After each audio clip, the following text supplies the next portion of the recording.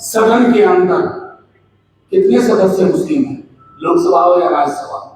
ये हिंदुस्तान की अस्मिता, भारतवर्ष की पहचान की लड़ाई बनती थी। और शायद ये संदर्भ माननीय सर्वोच्च न्यायालय का भी, जब सदन के अंदर ये फैसला अंक काफी होने के बावजूद सरकार ने अपने पक्ष में सदन का बहुमत हासिल किया।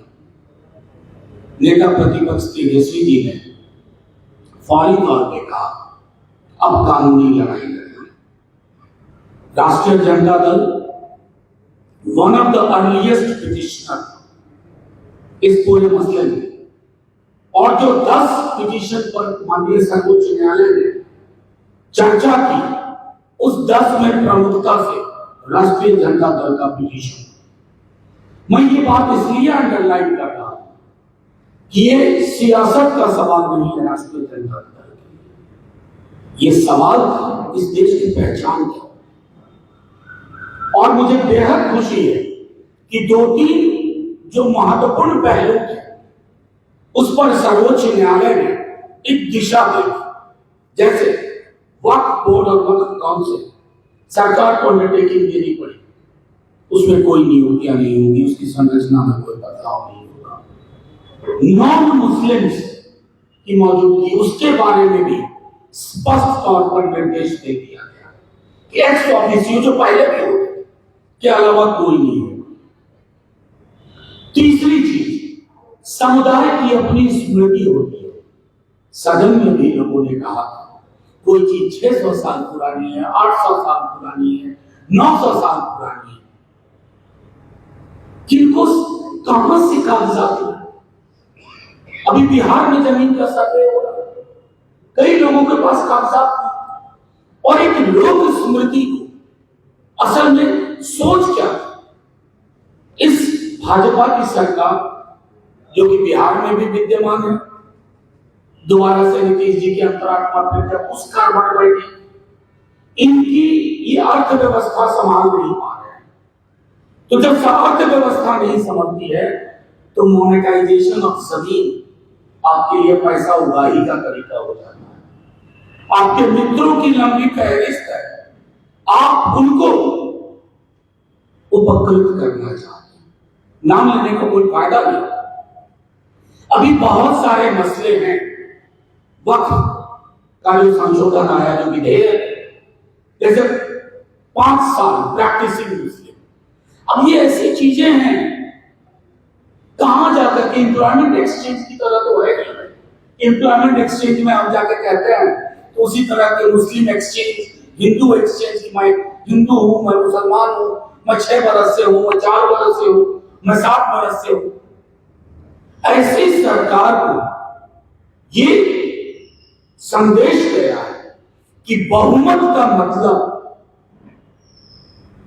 बुलडोज करना नहीं होता है। सरकारों को बहुमत मिलता है देश को समन्वय के साथ चलाने के लिए, संयोजन के साथ चलाने के लिए, सहकारिता के साथ चलाने के लिए। ये नहीं कि कौम को आप हाशिए पे खड़ा करें। और मुझे बेहद खुशी है, दोबारा दोहरा, बिहार ही नहीं पूरे देश की आवाम, किसी भी समाज के हो, उनको ये स्पष्ट हुआ कि ये तौर तरीके देश को नुकसान करेंगे, बर्बाद कर देंगे। और इसलिए आज आपके समक्ष हम आकर के माननीय सर्वोच्च न्यायालय का भी धन्यवाद करते हैं और उनसे उम्मीद करते हैं कि जो बाकी पहलू हैं, जो परेशान करने वाले पहलू हैं, लिमिटेशन एक्ट को बहाल किया गया। मैं छोटे में समझाता हूं, एक बड़े उद्योगपति का मकान एक अनाथालय पर बना हुआ है, देश के बहुत बड़े उद्योगपति, अब कोई डिस्प्यूट नहीं रहेगा, पूरी प्रॉपर्टी यतीमों की जो प्रॉपर्टी थी उनकी हो जाएगी।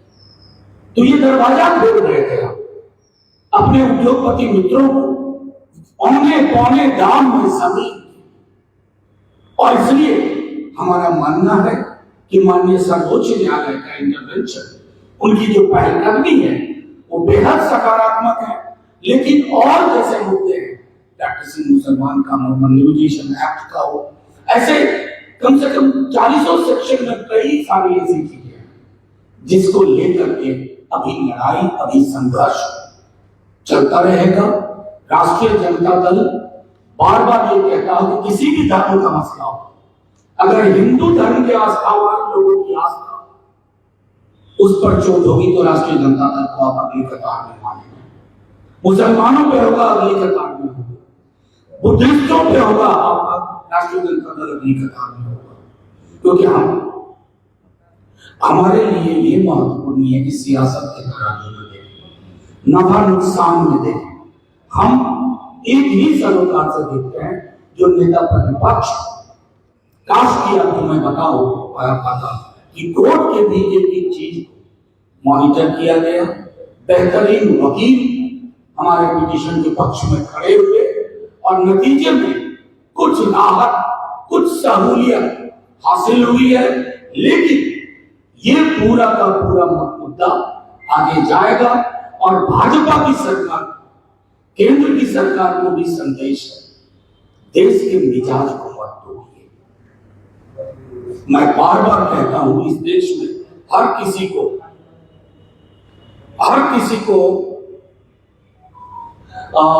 ये कहने का अधिकार हो कि हम जैसे मेल जोल से रहते थे वैसे ही रहेंगे।